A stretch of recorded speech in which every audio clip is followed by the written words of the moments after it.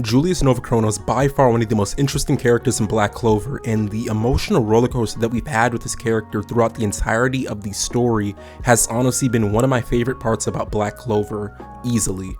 We get this from learning of his struggles in the Azure Deer to the fact that he lost to Patry and technically died at that time, and to, big spoilers, the fact that we learned that he actually has another person kind of inhabiting his body and he's kind of just been along for the ride the entire time. These are the things that make him such an interesting character and really make him one of the coolest parts about Black Clover and one of the coolest, I guess you could say, plot twists later on down the line. With that being said though, don't forget to like the video if you enjoy anything you see in this video, and also subscribe to the channel if you enjoy Black Clover, Jujutsu Kaisen, and many other different series. It would really mean a lot to me if you took the time to consider subscribing. Thank you so much.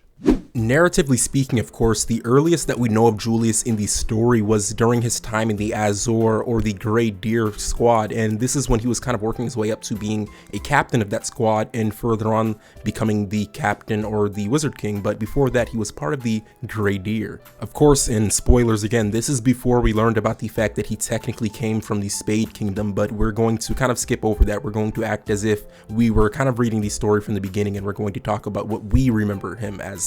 We obviously know that his time in this squad was very important for kind of shaping his ideology of what it really means to be a Magic Knight captain, and the biggest example or the biggest thing that kind of changed his way or how he views a Magic Knight would be, of course, Zara, which was Zora's father.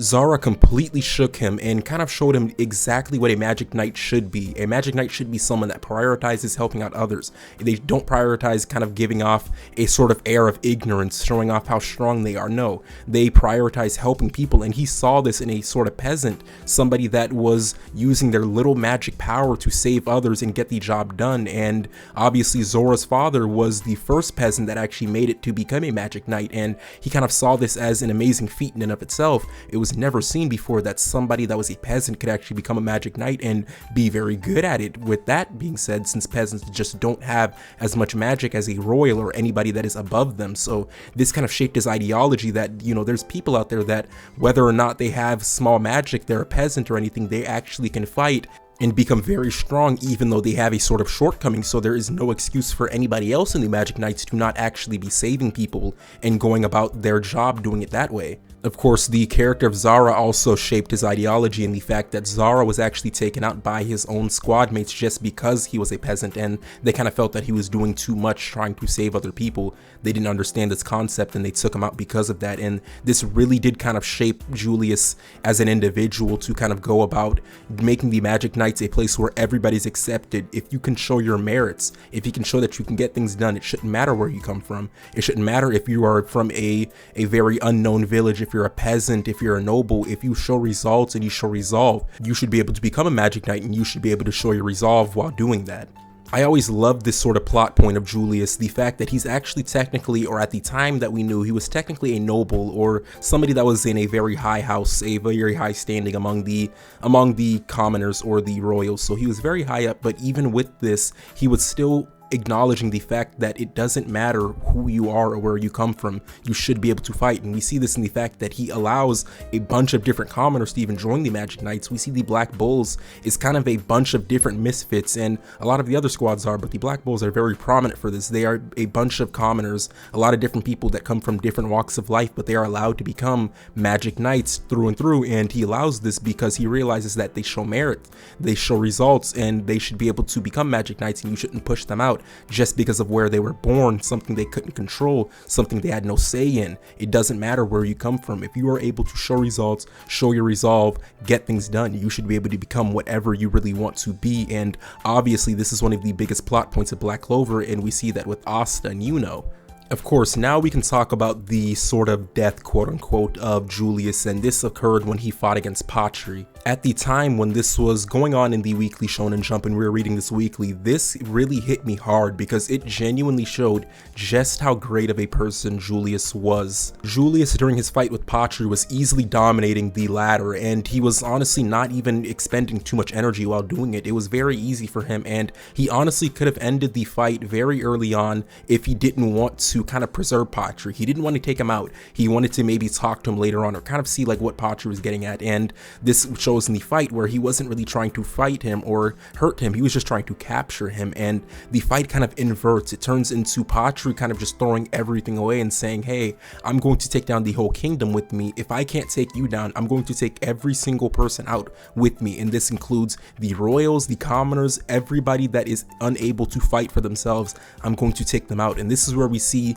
the greatest moment of Julius's character, the fact that he kind of didn't care about anything. He threw away his own life in order to save all of the different denizens or the different citizens of the Clover Kingdom, and he could have easily just let them all go away. He could have let all of them pass away and he could have defeated Patry, but he's not that type of person. He was able to do the good thing and he was able to save them, but this was at the cost of his own life, which obviously didn't kind of stay the same. He did regress into a child, but at the time, this is kind of an amazing way to maybe end off his character if he did stay dead. It would be an amazing way to show that he did stick to his word, and technically he did. He didn't know that he was going to come back, but he did stick to his word, and he didn't care about where people came from. He just cared about kind of promoting the next generation to do better than even he could do. And there was of course no better way of showing this through the fight with Patry, and this was a very sad moment of his character. And this was honestly supposed to be, if he had stayed deceased, this would have been kind of the full circle of his life, and this would have been a very,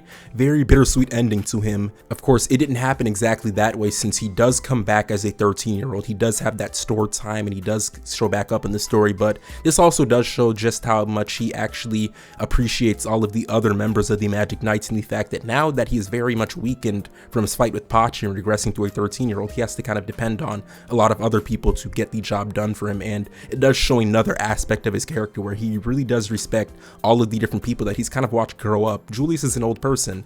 He's kind of middle-aged, so he's watched all of these different people kind of grow up. He's seen them become stronger, and he's kind of passing the torch onto the different Clover Kingdom and the Magic Knight people, and he's saying, you know, you guys got to get this done for me because I can't right now. And I do appreciate that about his character, the fact that he was readily able to kind of pass the torch on to them and let them kind of get everything done. This leads us into what is considered the final part of his character, at least right now in the story, until we get more of him kind of popping up in Lucius's body. But that is the fact that he is actually inhabiting Lucius's body right now, and he hasn't been alone this entire time.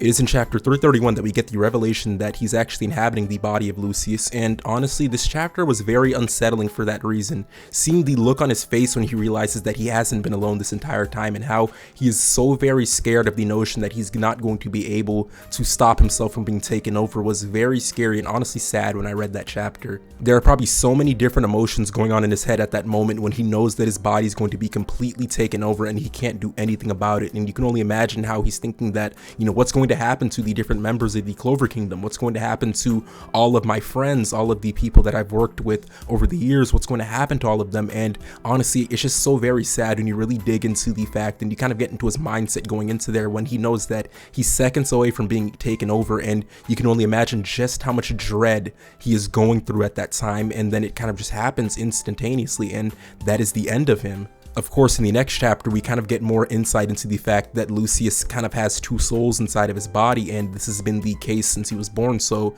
this whole time that Julius has been thinking that he's kind of been living his own life, it's kind of been pushed or swayed on by Lucius. So Lucius has kind of been masterminding everything from behind the scenes, and you can only imagine what Julius must feel kind of knowing that his whole life has been predetermined and kind of forced on by this other individual that is inhabiting his body. You can only imagine what he is thinking in his head. He's probably thinking, what exactly was I able to do on my own, or has everything that I've done kind of been a predetermined thing done about with Lucius in mind? I feel like not enough people think about how tragic that is, that you kind of feel like you've had your whole life and you've been working your way up this whole time, doing things your way and kind of doing things how you feel like you should, but then at the same time you learn that nothing you've done has actually been of your own merit. Everything that you've done might have been predetermined by somebody else that is inhabiting your body, and you've technically never been in control. That is honestly very terrifying, and I do want to see Julius maybe break free of this curse in some way or form and maybe kind of manifest as the primary person inside of Lucius's body, but only time will tell. And I do want to get this conclusion to his story, since he is just such a tragic character. With that being said though, if you enjoyed anything you saw in this video today, make sure you like the video and also subscribe to the channel, as I make a lot of different videos very similar to this one. Also, make sure to follow my socials in the top right corner. With that being said though, thank you for watching the video, and I'm out. Peace.